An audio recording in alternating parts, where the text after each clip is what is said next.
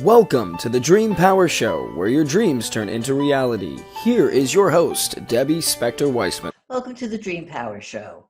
I'm your host, Debbie Spector-Weissman, the Dream Coach. Regular listeners to this program know we often explore specific methods of dream interpretation. There's one that's piqued my curiosity for a long time, and that's the practice of using the Kaballah for understanding dreams. For those of you who are not familiar with it, the Kaballah is a school of Jewish thought that strives to explain the mysteries of life. And what's more mysterious than dreams? We're going to explore dreams through the lens of the Kaballah with psychotherapist, author, and dream master Linda Schiller.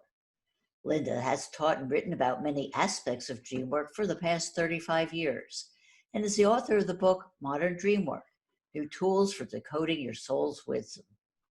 Welcome to the Dream Power Show, Linda. Thank you, Debbie. Good to be here. Well, thank you. Well, Linda, in case you can't tell from my name, I'm Jewish, but I have to be honest, I'm not that well versed in the tradition of dream work and Judaism. I mean, I remember Joseph talking about dreams with the Pharaoh, but that's really about it as far as I know. So can you talk about how dreams are referenced in Jewish scripture and writings? And you're in very good company, by the way, because although there is a long history of tradition, in Jewish tradition, of talking about dreams and dream work and both waking and sleeping dreams, most people, unless they've gone out of their way to explore it, don't know much about it. So the first thing I'll just say is that the word in Hebrew for dream is chalom, rhymes with shalom. And that is used to mean both dream and vision. So in the Torah, the holy book in Jewish tradition, if you see in Hebrew the word chalom, it might be talking about a nighttime dream, or it might be talking about a daytime vision.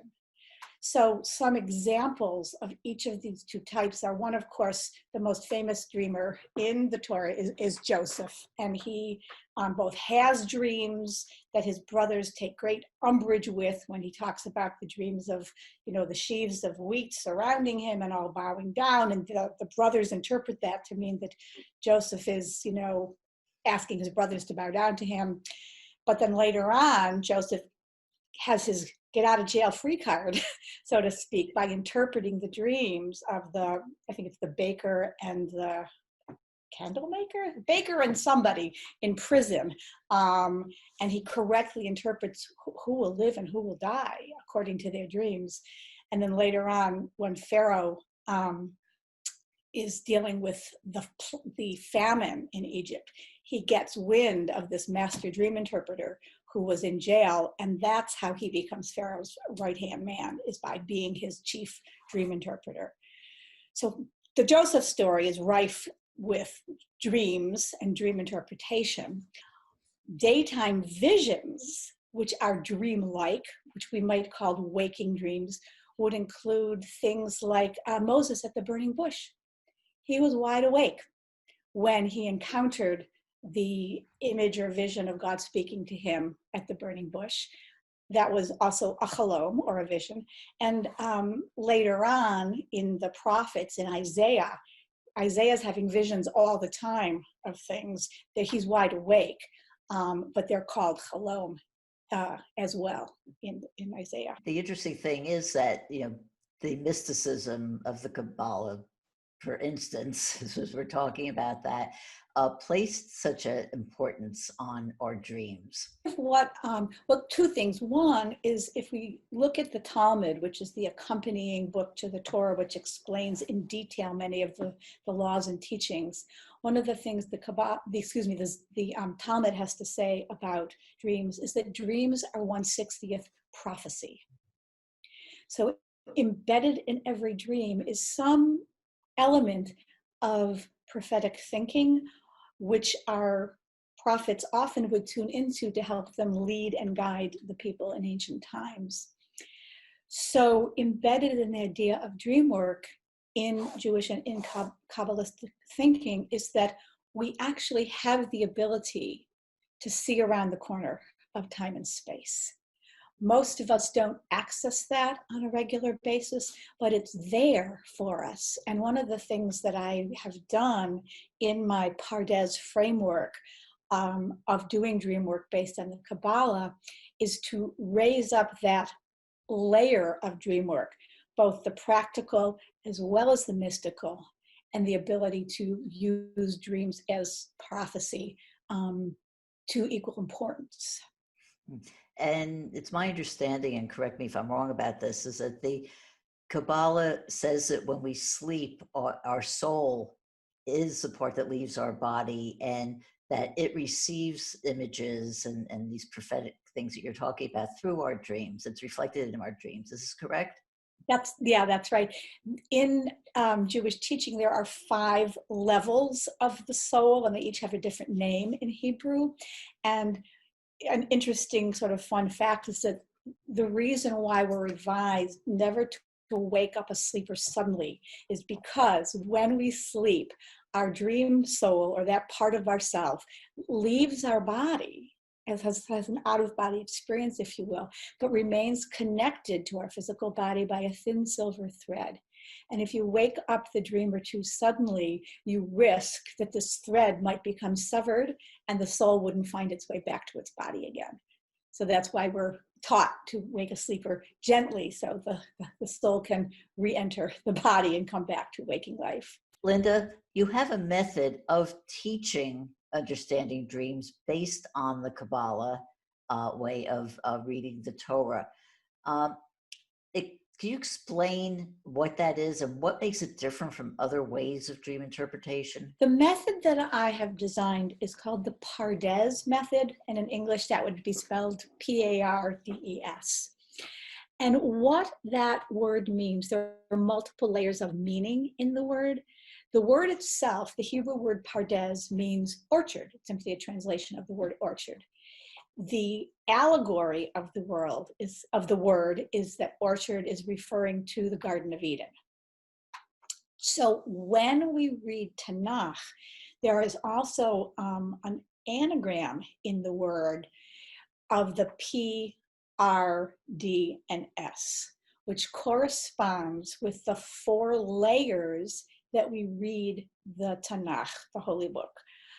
So the P stands for the word in Hebrew pshat, which means the simple layer. So if you're doing dream work, and what I did is I took this method of reading Torah and applied it to understanding our dreams. So the P, or the pshat, or simple method, is you're simply reading the words if you're reading Tanakh. And in a dream, it's the dream story itself. It's the images, the words, the setting. It's the dream that you have. That's the simple layer. And we can certainly just appreciate a dream on the layer of, oh, that was an interesting story, or these were beautiful or scary images, or whatever came through. Done. The second layer is the R, which stands for the Hebrew word remez, and remez means in English hint.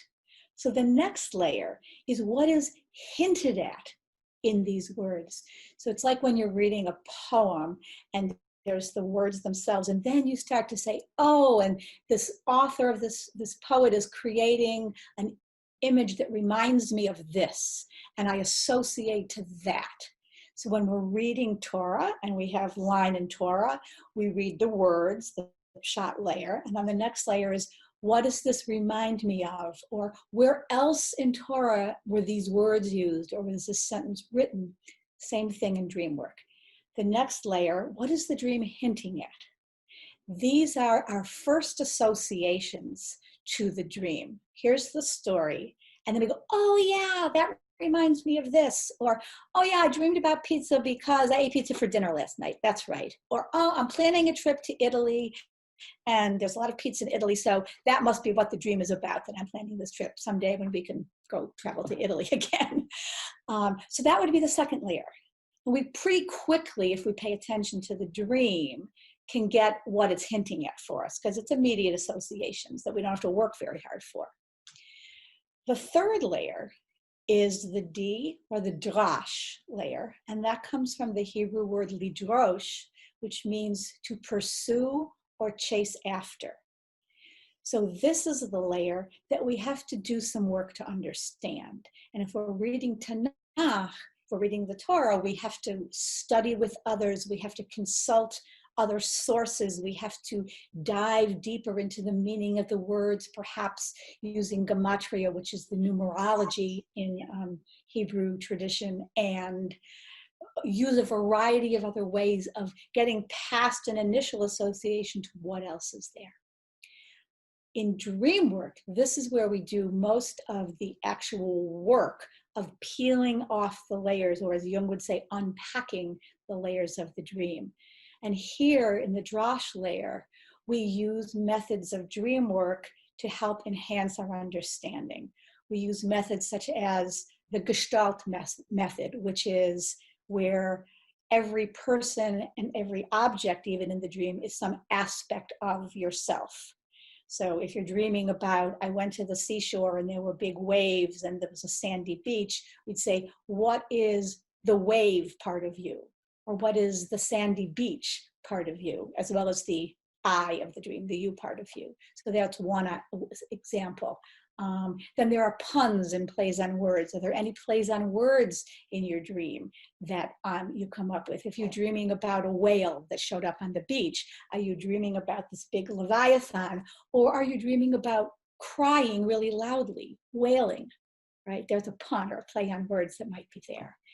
And then there are lots of other ways of doing dream work, including what is called dream re-entry, where you go back in your waking life inside of the dream and interact with the characters and the objects, and have the ability to ask them questions and get information from the mouth, so to speak, of the dream people to help enhance your understanding of the dream. So these are just a few examples. There are many, many ways of doing dream work. These are a few examples of things we might be doing in the drash, the D layer of the dreaming. And finally, the fourth layer is what would be the S of Pardes, which stands in Hebrew for the word sod, which has ironically the same first letter in English, which is secret. Here is the secret, the mystical, the transpersonal layer, where we are dreaming of things connecting us with heaven and earth. We are dreaming of a connection that may be coming from God or the divine or angels or whatever your belief system holds. We're also dreaming here at this transpersonal layer. Sometimes we dream for ourselves, sometimes we dream for others, and sometimes we dream for the world.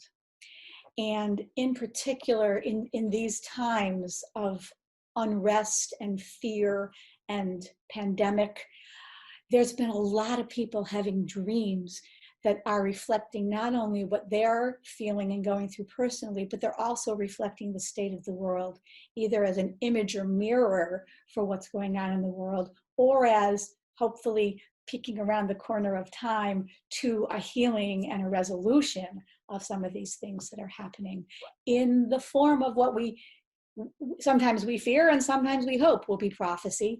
We won't know, of course, until that time comes, what the dreams are saying.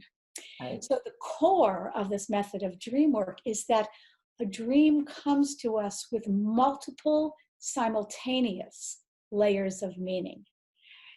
We don't always get all the way through all four layers of understanding a dream, but we don't always need to. We might not always want to. We might just want our first hit, or we might want just the mystical and the transpersonal meaning to ease our soul. But the idea is there are multiple layers of meaning that are true in each dream that we have. So it's not that a dream means just one thing or just another thing. It can mean this and this and this at the same time. Absolutely. It seems like it's a very comprehensive method of understanding a dream. And one of the things that I've learned is that once you have a dream, it doesn't mean that, you take the time to, sit down, write about it and understand it. And then, when you have that aha moment, you just go and run with it. A dream can live on. And if you go back to a dream you had a year ago or even 5 years ago and look at it, it could take on new meaning. Do you use this system to do that kind of re-entry into a dream? Yes, what you're saying is true. Sometimes we have dreams that are reoccurring dreams. So we keep revisiting the same idea or theme or place over and over again. And sometimes we have dreams that are simply very memorable. So we remember them for days, weeks, months, even years later. And then what, of course, I would encourage anyone who's interested in dream work to do is if we keep a journal, we can go back and see our own history of dreaming. And we have a compendium then of the dreams that we can compare and contrast and see the changes over time in the dreams and in the themes, which then give us insight to ourselves and our personal work and our transpersonal work. So it's very, very useful if we're paying attention to our dreams to really keep that record so we can go back when and if we need to, or simply want to make progress and put some pieces together. Mm-hmm. Well, I have a question about the Kaballah. Does it differentiate between good dreams and bad dreams? The answer is yes, actually. And Philo, I think if I'm pronouncing his name right, Philo, from the time of Aristotle and Socrates, one of the philosophers, a Jewish philosopher, talked about how there are three sources for dreams. One is from ourself, one is from the heavens or the divine, and one is from what is called in Hebrew the Yetzer Hara, or the evil side.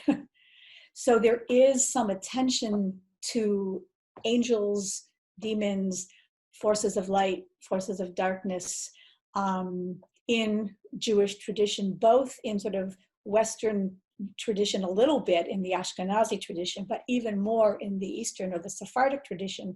There's a lot of conversation and writing about balancing these forces of light and dark. And dreams, how to protect ourselves both in waking life and sleeping life from the darker side, the Yetzer Hara. People want to get in touch with you to find out more about you. How do they do that?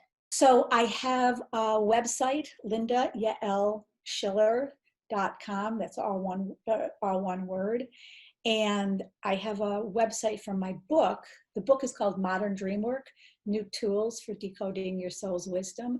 And the website is simply moderndreamwork.com. So you can read all about the book and what it covers. And then I have an email, lindaYschiller@gmail.com. We've been speaking with Linda Schiller about Kaballah dreams. We're going to take a trip into the paranormal with my next two guests. Have you ever wondered if you could speak to the dead? Well, as a dream expert, I believe the answer is yes. And my first guest, psychic therapist and spiritual healer Vincent Genna, will tell us how. Vincent is a world-renowned psychic healer and teacher who receives messages from the other side to help improve our present lives. Welcome to the Dream Power Show, Vincent. Hey, Debbie, it's so great to be here. Thank you for inviting me back. Oh, it's wonderful. Well, Vincent, tell me, is it true? Can we communicate with the dead? We have a hard enough time communicating with the living. You know what I mean, Debbie? You know, it's in one ear, out the other. They don't hear us or whatever. However, our deceased loved ones have their ears wide open for us, waiting to invoke them, either through calling them or through issues that we're having. But the answer to that question simply is absolutely we can communicate with them, and probably better with them than the living. Something might be true about that. That is for sure.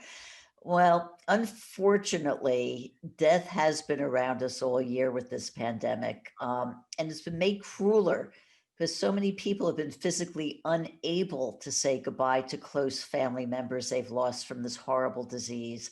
So I wonder, have you been approached by people who've lost loved ones from the pandemic about communicating with their departeds? Absolutely, many of them, and it's really so sad because they don't feel closure. They feel so bad that their deceased loved one had to die alone.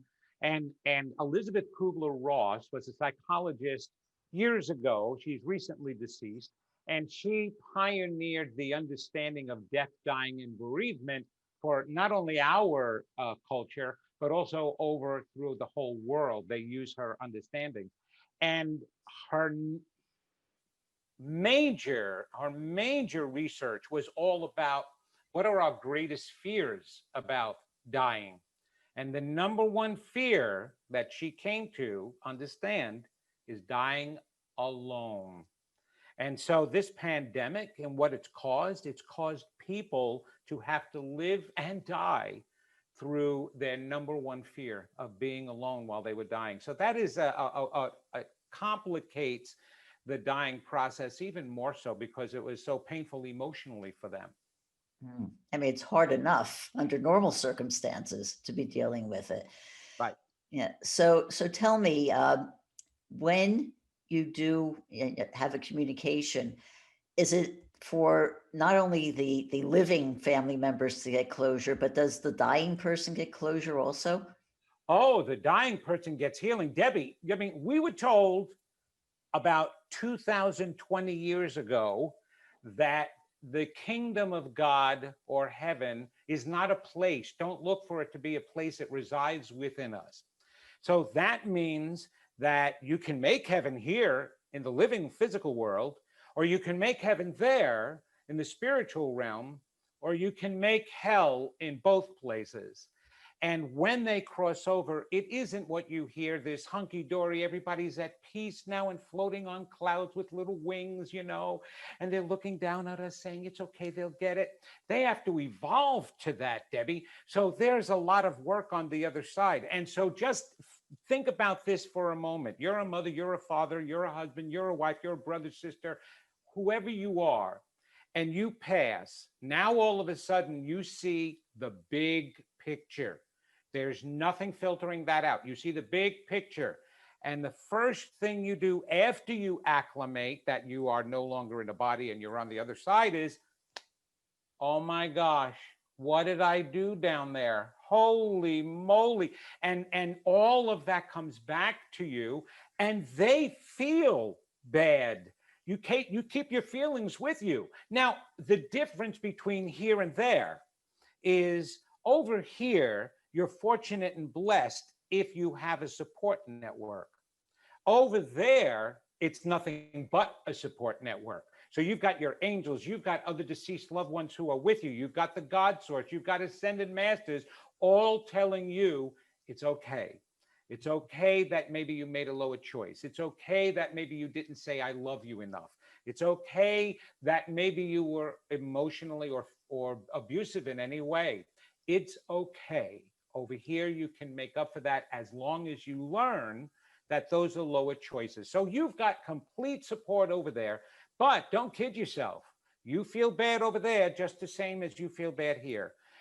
I have so many spirits that come to me when I'm doing events to apologize to their living loved ones and tell them I'm so sorry I wasn't who I was meant to be for you. I'm so sorry I abused you or hurt you. Please forgive me, forgive yourself. So they're doing everything they can, not just to find closure for themselves, but to help heal the living at the same time. And when they see that occur, they become more at peace, which allows them to evolve even more so. But we have a lot of misunderstandings as to what it really is on the other side, Debbie.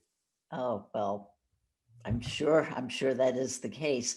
So I'm wondering if there is somebody who has departed and they do have these feelings like they want to apologize to their family members who are still living. How do they send those messages? Well, if they could get through on Skype, that would work. You know what I mean? But they come around and it's a lot of attention grabbing type of thing because it totally depends upon the person down here, their belief systems, their filtration systems. We all have the ability to, number one, be psychic because we're intuitive and that's the same thing, and to be mediums because we do see deceased. We do get those visions at the corner of our eyes or the feeling that somebody that we know is in front of us or touching us, or we start remembering them out of the clear blue and feel their energy, but we immediately start chalking that off as a defense mechanism because it's the unknown for us, and we're fearful of that. So the more we open up and open up the channel in our hearts, we can hear the deceased loved ones. So some of the typical things in communicating, the easy ones are memories. As soon as a deceased loved one is around you, you may be busy doing something, cooking, watching television, and all of a sudden you get a flashback of a nice memory of that deceased loved one. Well, that's because that loved one could be right there. Another thing, a famous song between the two of you pops up. That happens a lot. They're able to really manipulate energy and electronics a lot. And so timing is everything. All of a sudden, this song comes up. You start thinking about them because they're there. Also, other typical ways. We hear all about so many butterflies, cardinals, and birds being around. Even dragonflies, people have. If the living believe that that's a sign, then it's easy for the deceased to use that and to bring that around. But they will do everything they can to come and whisper in our ears. Even if we don't see the signs, they are there. They are saying, I'm sorry. But again, Debbie, it completely depends upon, in your living state, are you willing to open up your heart, clear out that closet of negatives so you can now hear and accept your loved one? And you will, if you can do the internal work to do that. Like we write wills, so you give things to our descendants. And I'm wondering if maybe we should all write I don't know, synchronicity wills or something, so that we can tell when we're alive, we can tell our loved ones, well, when I depart, these are the things you should think of, you'll know I'm thinking of you, or things like that. Oh, absolutely. The first person to do that, Debbie, if you can recall history, Harry Houdini. Okay. He was one of the first that told his wife, because he researched all of this when his mother died. He was so close to his mother. He went from medium to medium, and the physical mediums back in those days, and there were a lot of charlatans, with the tambourine banging and the faces appearing and the lights flickering. That's physical mediumship, and that's what was famous back then. And so he went from one to another, and most of them were all charlatans, but he did believe that there was an afterlife and you can communicate. So he told his wife, here is the secret word. And if you ever hear the secret word from the medium, then you know I'm there. And of course, then he died. And what did his wife do? His wife went around from medium to medium, but unfortunately, nobody could ever find that word. So she never got that validation that he was really there. But yes, there you go. You can try that, certainly leave that around, but then it's determined as to the ability of the medium. And unfortunately, what everybody in the living has to understand, a spirit cannot put anything into the brain of the medium. They can only take out what's already in there. So in other words, whatever the medium's experiences are, whatever the knowledge the medium has, whatever is inside his or her brain, that's the energy and the tools that spirits on the other side manipulate to get out. For example, I had a father and a daughter come to me because they wanted to communicate with the son and the brother, okay? And so I felt him. I described him to a T, described him. Yes, that's exactly what he looked like. Yes, he had that scar. Yes, he had that tattoo. Okay. I described even that he loved motorcycles and he drove motorcycles. Yes. I described how he died. But they were looking for the title of a famous song for them that the whole family used to listen to all the time and even play guitars to. They were waiting for me to come out with that song. And then they asked me for it. When I came out with everything else, that wasn't enough for them. They wanted that one identifying, phrase or song title, right? And so they asked me, you got to tell me, then we really believe it's him. It's a song that we all loved and liked. Can you tell us what that is? And I'm racking my brain. And the spirit on the other side is racking himself and his brain in order to try to feed it to me. And I'm like, I'm sorry, I can't get it. I said, what is it? And they named a song by Grateful Dead, the group. I was listening to Barry Manilow. I was a top 40s person, not a rocker. Grateful Dead, I never liked. I didn't know even one of their songs, unless maybe I heard it. And they wanted me to come out with a title of a Grateful Dead song. I'm sorry, can't do it. It's not in here. They're not going to be able to bring it out. But everything else I brought out. So it's very funny. We have to be careful with those synchronistic wills, like you say, because the media may not be able to turn around and say, a Bobby Soxer from the 50s who loved Elvis's, song if they never heard them before. You know what I mean? Right. But on the other hand, if they were maybe more open themselves, perhaps they would be hearing that song all over the place. Yes. If they were definitely open, they would be, because that spirit would be playing it all the time. But unfortunately, even though grief is a normal human emotion, it actually shuts the channel. We only have one channel, Debbie. So for everybody to understand, we only have one channel. That channel is in our hearts. That's where it resides. That's why we feel pain there. We feel heartache. We feel joy. We feel love, all right here in the heart. It's amazing. That's why there are institutions now like Heart Math. Heart Math has developed an understanding that they believe that the heart has its own mind, even because we can communicate without words through our heart to other people. If there's any blocks in there, if there's anything that's negative, the channel in the heart closes. Everything positive and loving causes it to open. So if we can think of our deceased loved ones with joy of them having been in our lives and knowing that their life is still continuing, that channel opens. Now all of a sudden you can hear them. I have so many clients who have done that. They let go of grief, and now they feel their sons, their daughters, their lovers, their partners around them all the time, even more than when they were physically alive. They get the messages, they feel their embrace. So it's even more than just little messages here or there. They can actually feel them alive, because energy never dies, and we can feel energy, whether it's in this dimension or another dimension. How can people find out more about you and your work? Go to my website at vincentgenna.com, and that's with the Genna. That's going to link them everywhere else. My Facebook page, my Unity online radio show that I do on Wednesdays at 12 p.m. Eastern time, all the events that I'm doing, my classes, online classes, my live events. So go to my website. There's audios there of lectures that I have done and ways to be able to set up appointments with me. So that's going to be the best way. And write me. You can write me. And they give you the email address from there as well. We've been speaking with psychic healer Vincent Genna. We'll be right back with our next guest. Do you ever suffer from depression or dark thoughts that seem to come on from nowhere? Do you ever find yourself feeling a wave of anxiety rushing over you without warning? It just may be that the answer lies not within you, but from one of your past lives. Does that sound hard to believe? Well, after listening to my guest, Wendy Rose Williams, you just might change your mind. Wendy is a past life adventure guide who helps people release energy that no longer serves them so that they can lead happier, healthier lives.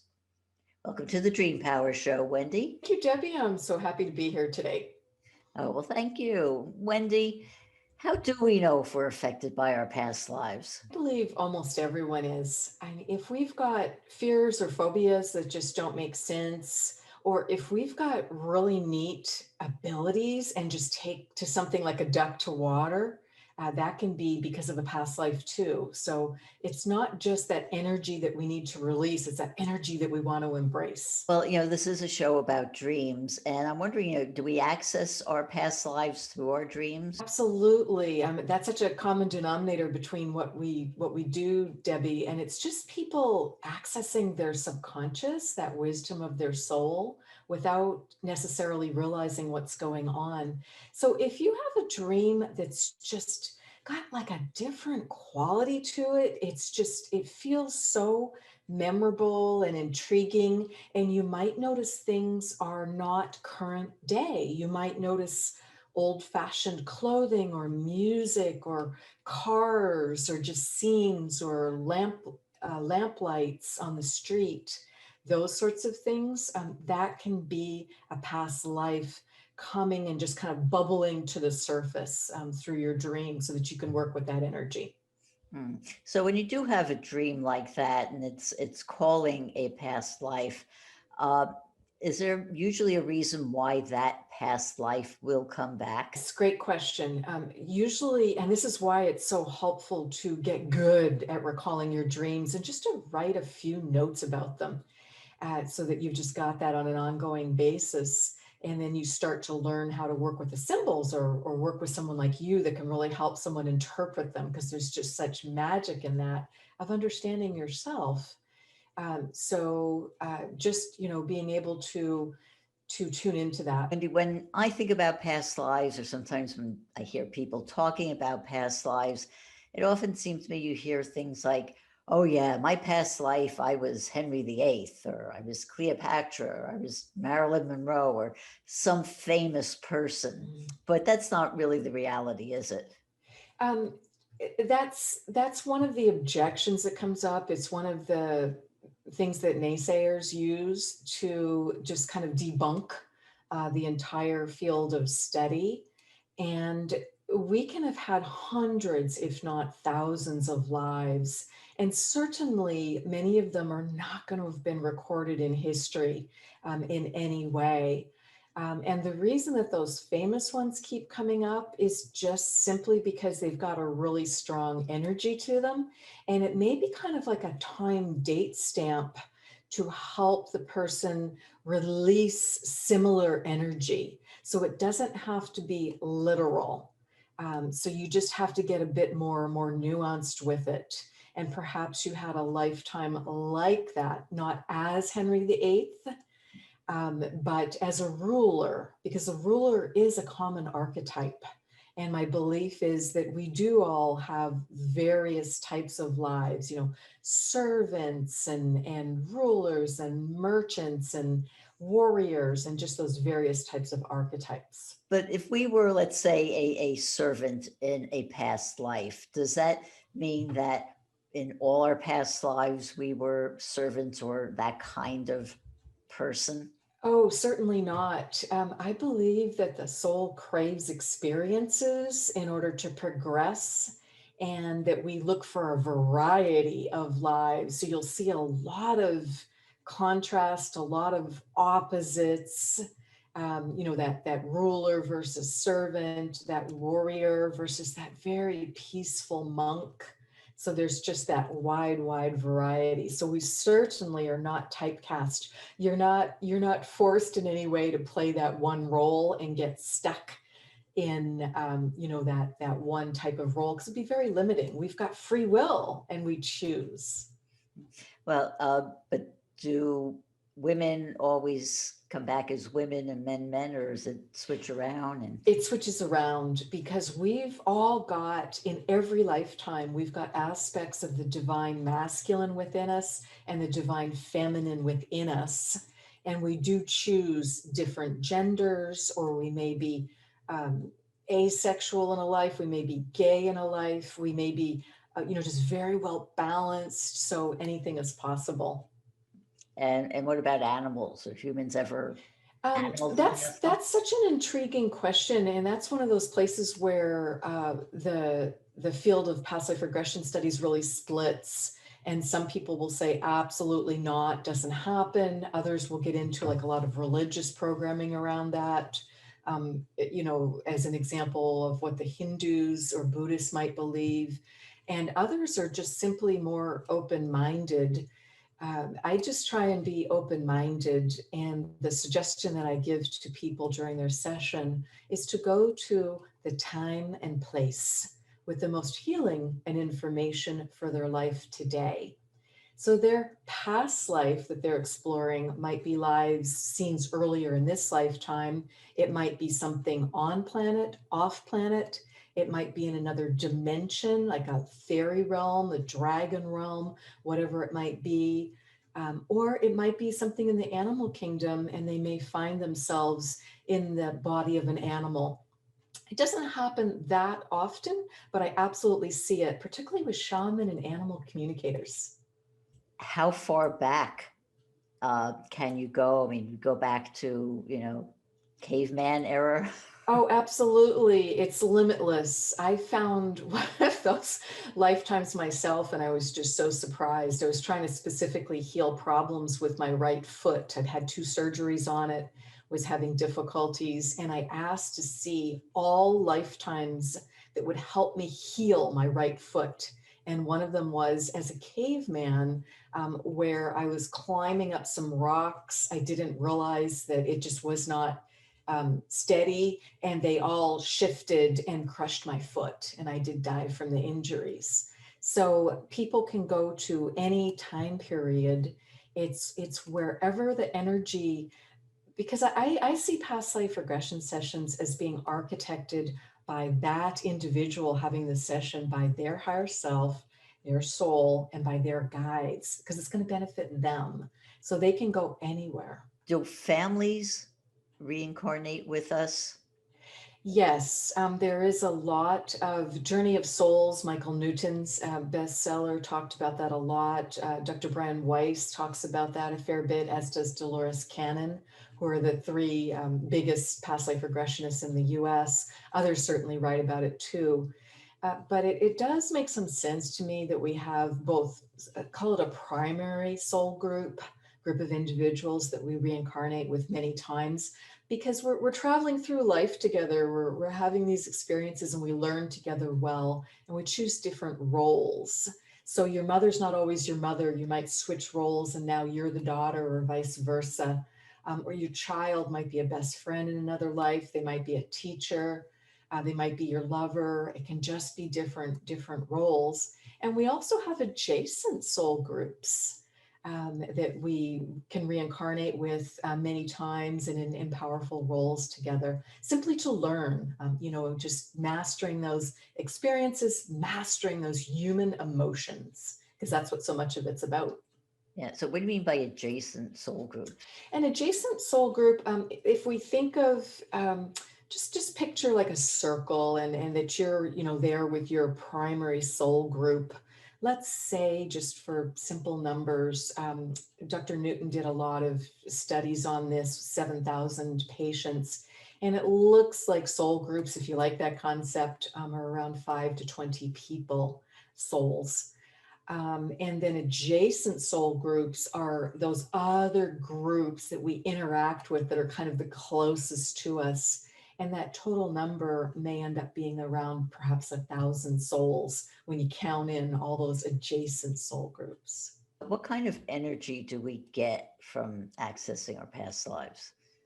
The energy that tends to bubble up, I mean, unless you're being very specific and very directed of what you're looking for, it tends to be the energy that we most need to release. So it can be things that are causing us pain, and we just can't figure out why we've got physical pain or emotional pain, just something that, is very raw for us in a way. And it's hard to let go of it. It's hard to heal it. It's hard to figure it out and understand it. And we may have had it for years or decades. So those sorts of things definitely come up, as well as inexplicable anxiety, PTSD, post-traumatic stress disorder, or depression, feelings of sadness. There also can be anger or even rage that's just triggered. And again, we're like, oh my goodness, where is that coming from? And often it's coming from a feeling being triggered, for instance, of feeling powerless and feeling that powerlessness, or being triggered by authority, as an example, because a lot of people do have issues with authority that they may not, realize that that's coming from a past life, or they were treated very unfairly, or perhaps they were the person on the other side of it and just didn't know what to do to be an effective or fair or good ruler. Well, Wendy, how can people find out more about you and your work? Well, they can find me via my website, which is my full name, wendyrosewilliams.com. And I'm happy to talk with people one-on-one. I offer complimentary 15-minute phone appointments. We've been speaking with past life adventure guide Wendy Rose Williams. We'll be right back with our next guest. Well, we talk so much on this show about the importance of remembering your dreams and taking the time to understand them. But recently, I came across a woman who takes dream work one step further. Carol Oschmann has been working with her dreams for decades, leading dream groups, lecturing, and writing, including the award-winning book, Prison Dreams. But Carol just doesn't work on her dreams. She has dreams for other people. How does she do it? Let's find out. Welcome, Carol. Thank you for having me. Oh, it's my pleasure. I'm really curious to find out about this. I mean, Carol, I've heard of people sharing dreams and having tandem dreams. I have to admit, you're the first person I've met who dreams for others. So what exactly does that mean? Well, the very first one, my dreams were changing my life, and I was sharing it with a girlfriend, and she said, dream for me. And I said, you're crazy. It doesn't work that way. And I forgot about it the whole day. That night, Spirit didn't forget. Her question was, would she retire? Kodak was giving buyout packages to people, and she wanted one. And that night, I first heard a roar of roller skates on a wooden floor, and she whipped around the corner carrying a great big sign that said retired and a great big grin on her face. After that, her husband wanted a dream, and then I don't know how people get to me always. Sometimes family and friends bring them. Sometimes I give a speech and they come. But you ask a question, I take it to God, and you'll know the answer. I necessarily won't know the answer when I hear it, but you will know what I'm talking about. Okay, so tell me how your process works. I mean, how do you prepare yourself to have these dreams? I like to have the essence of somebody, but I found I can do it even with an email. Originally, they'd write their name on a piece of paper. I'd take that and hold it before I went to sleep at night, and I'd pray over it. God, please answer this question. And I'd put it under my pillow, and I'd go to sleep. And the dreams that night would be for that person. There's no explanation I can give you. It just happens. But I think my mission is to convince people God is talking to us in our dreams, that there is another side of the veil. Life goes on. Okay, so you have this dream and you then present it to the person. Do you go through with the person and then do your own explanation of what you think the dream means, or how do you convey this dream to the person after you have it? I don't usually have to convey it. They know exactly. I might tell you the story about this hairdresser I went to. He was a young man, and it was a whole family working in the store. And his father had died about 6 months before, and there was a conversation he wished he had with Dad, and he never had it. Well, I took it to my dreams. I didn't exactly know what the conversation was. I took it to my dreams. I prayed over it, and I said, give Joey the answer. I had 4 or 5 dreams for him that night, but the most significant ones were in a firehouse, and I was to sleep in a fire engine. And it was against the law, and they were building this Trojan cow that I could sleep inside it. And I asked Joey the next day, does that make any sense to you? And he says, absolutely. He said, I'm gay, I'm 23, and this is my passion. My passion is out of control. It's on fire. He says, that's the only way I can explain it. Well, so then Dad must have told us, so Dad knew. So then the next dream, we're in a supermarket and I'm very angry at the clerk. And they have a ditty that they play on the television, their ads, and the bunch of us are making fun of that ditty. So I said to him, why would we be making fun of that supermarket? He said that on Dad's deathbed, he made them promise not to sell their land, which was adjacent to this warehouse of this supermarket. And he made us promise not to sell our land to them.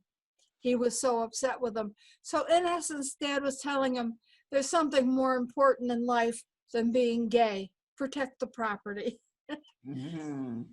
Very interesting. Do you ever have a situation where you have a dream and you tell it to the person you had the dream for, and they don't know what it means? Yes, a few times. That's the rare occurrence. They usually know because it's their life that I'm tapping into, not mine. But then I'll start interpreting the way I would interpret my own dreams, and I give them 2 or 3, as many different ideas as I can on the interpretations, and they will know when the right dream, when the right interpretation is given them. You know, you get that aha feeling in your heart. Can anyone do this? Can you teach people how to do this? Not to the level, I haven't been able to teach anyone to the level that I do it, but in my dream group, we have several times someone has had a big life changing question, and only God can answer. They don't want the opinions of the people and they would ask us to dream for them. So then if there's 5 people in the group, they'd write their name 5 times and hand out these pieces of paper. We take them home, we put them in our hands as I've instructed them, put them under the pillow after praying over them. And then the next week they'd bring back their dreams that they had. And it's quite interesting in that it seems like each person would get one tiny bit of that subject's life, where I get quite a bit. They would get just one little bit. And one lady couldn't get out of her grief, and we did that for her. And one lady saw twin girls, real curly hair, and it turns out that our subject had granddaughters who were twins with curly hair. And each one of us had one little thing that was in her life, but the twin granddaughters was the way for her to break her grief. In most of the dreams, do departed loved ones come back into these dreams? I mean, is that the main focus of what happens in the dreams? Well, tell me something about their life. Like with Joy, it was the firehouse that I had no way of knowing. It was the supermarket fiasco, which I had no way of knowing. It was the fact that he was a twin that I had no way of knowing. But these things come in a dream, and you have to stop and think, who's telling me this? He wanted to hear from his dad, so he went away believing Dad knew what was going on and it was okay with him. And Carol, I have another question for you about just the process. So when people ask you to dream for them, so they write down something on a piece of paper that you take and you put it under your pillow and you dream about it. How detailed is what they write? Is it just one sentence, or do they write a whole paragraph? How does that work?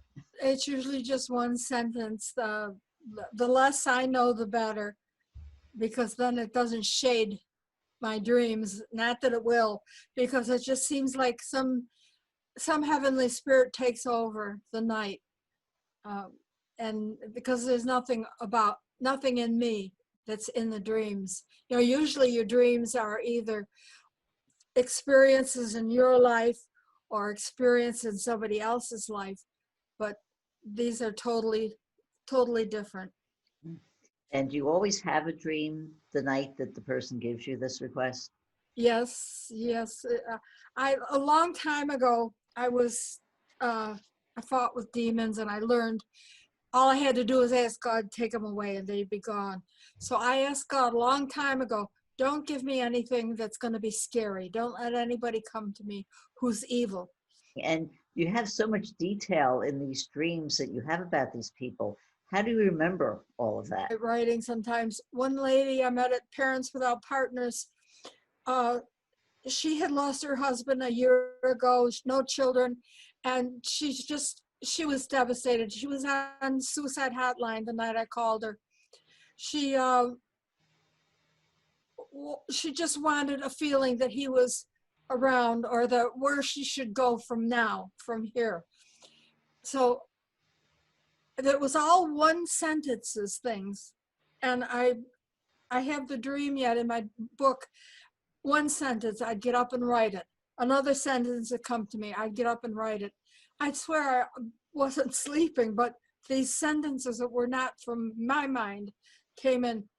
Well, as it ended up, she sent me a copy of the dreams back, and she underlined 18 things that were in her life, either with her husband or since her husband, that I had no way of knowing. And she just felt so good that he was watching over her, and he still is watching over her. Carol, how can people find out more about you and your work? I do have a page on Facebook. It's called Dream Interpretation and Much, Much More. Otherwise, I also have a page under my own name. We've been speaking with dream expert Carol Oschmann. I hope you've enjoyed today's program. Until next time, this is Debbie Spector Weissman saying, sweet dreams, everybody.